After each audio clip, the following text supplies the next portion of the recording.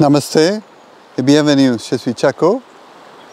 Ça fait longtemps que je n'ai pas fait de vidéos pour ma chaîne YouTube et aujourd'hui là, il y a cette motivation et l'énergie de partager quelques réflexions, surtout dans cette période d'automne.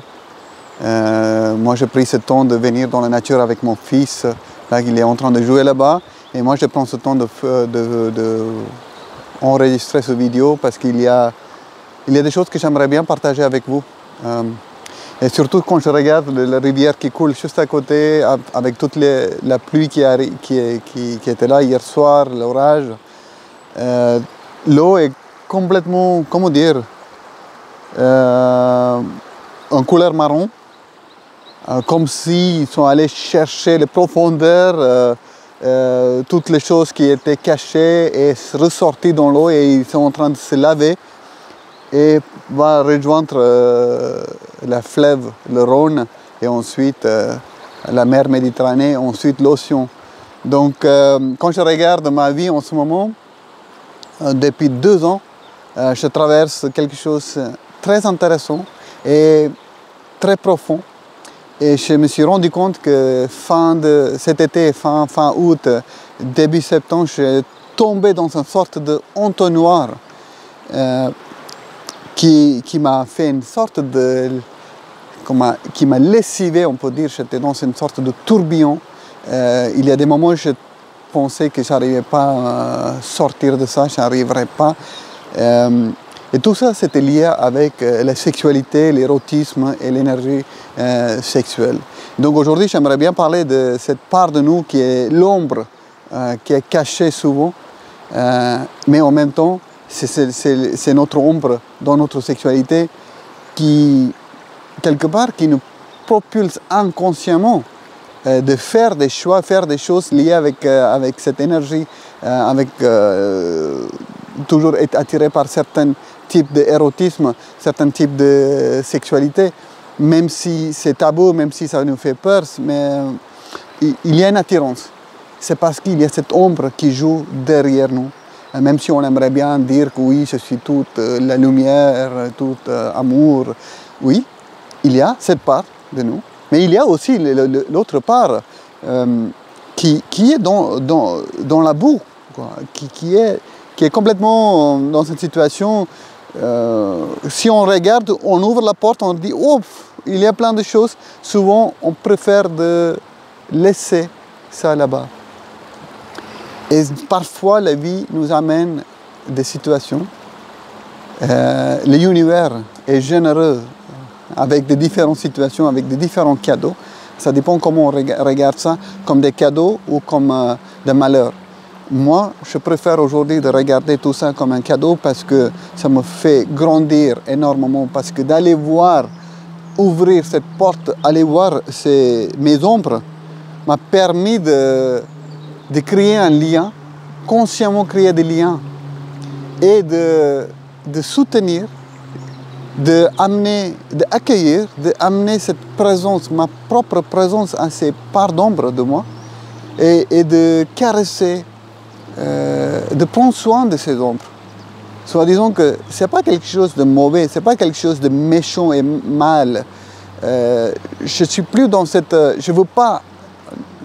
J'essaie, hein, en tout cas. Je ne veux plus être dans cette dualité de dire oui, ça c'est bien, ça c'est mauvais, ça c'est mal, ça c'est bien. On peut entrer dedans, c'est plus, moi je vois, c'est des zones gris. Il y a des fois des parts de nous qui sont lumineux, il y a d'autres parts qui sont beaucoup plus noires. Et c'est toute cette palette de couleurs. C'est comme ça qu'on est. Moi je vois comme ça pour moi, en tout cas.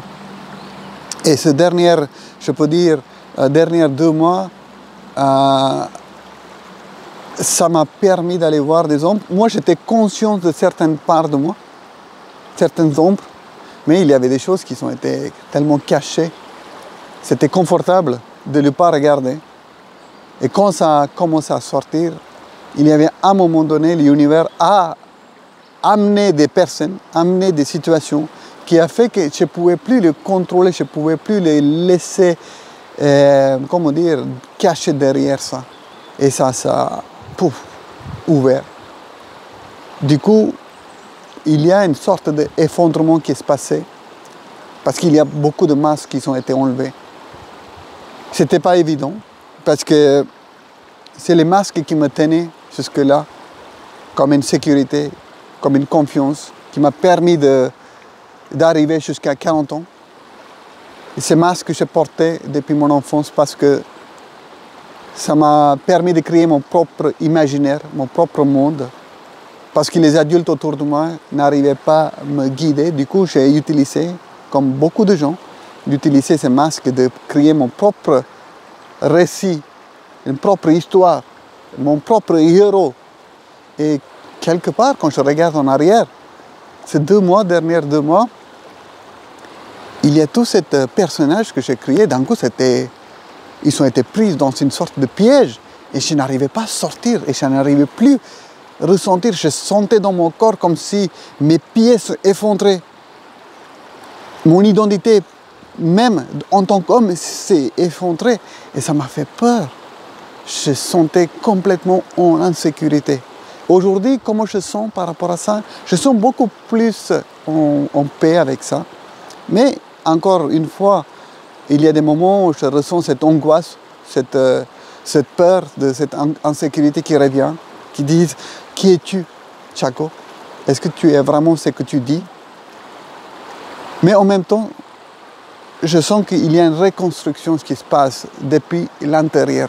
Mais cette fois-ci, je mets plus de conscience que je ne suis pas en train de reconstruire moi-même avec quelque chose qui vient de l'extérieur, mais plus de l'intérieur.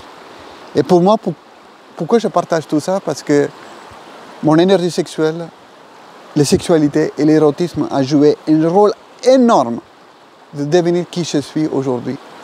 Et dans cette part de sexualité, érotisme et l'énergie sexuelle, il y avait énormément d'ombre qui étaient mélangées avec mon propre histoire, qui étaient mélangées avec mes ancêtres. Il y a quelque chose mélangé avec les collectifs. Tout était là. Il y avait les victimes, il y avait le bourreau, il y avait l'abus, il y avait tout ça qui était mélangé dans une sorte de, comment dire, paella, on peut dire. Il y avait tout ça, il y avait une sorte de goût qui était bien, parfois, des fois ça piquait, des fois ça piquait pas, des fois c'était bien de manger. Mais là, je sens que j'ai réussi à trier des choses. J'ai réussi à poser des mots, d'étaler sur mon trip, sur la table, comme ça. Et regardez, c'était pas beau. C'était pas du tout beau. Et j'avais la honte. J'avais peur. J'avais une sorte de culpabilité. Pas une sorte de... J'avais la culpabilité d'être cet être sexuel, cet être érotique. En même temps, c'est cette énergie sexuelle qui m'a amené sur cette terre. Et je suis là aujourd'hui parce que cette énergie coule en moi. Et en même temps, il y a tous ces ombres qu'il a qui me tient. Mais je ne suis plus en combat avec eux, je ne suis plus en conflit avec eux. Je ne veux pas être dans une guerre perpétuelle. On voit les guerres à l'extérieur. Moi, je pose les armes aujourd'hui. Je ne veux plus être en guerre avec moi-même, avec mes parts d'ombre. Parce que mes parts d'ombre, c'est mes parts de lumière. C'est ma force. Parce que je décide aujourd'hui de regarder, j'ai décidé de regarder ces parts avec beaucoup de compassion, bienveillance et gratitude. Et je remercie ces parts d'ombre pour être là, parce que ça m'a permis d'aller chercher ma force à l'intérieur de moi-même. Donc aujourd'hui, je vous invite tous de regarder vos parts d'ombre, surtout dans le domaine de sexualité, surtout dans le domaine d'érotisme, parce que ça, dans votre domaine de sensualité, parce que c'est le premier et deuxième chakra, si on parle de chakra, c'est ces parts de nous qui est tellement abîmée par les civilisations, par le contrôle, par la société, par la famille, par toutes les institutions. Donc la seule façon pour contrôler un être humain, c'est de couper, de castrer de son propre énergie sexuelle, son propre désir, son propre érotisme.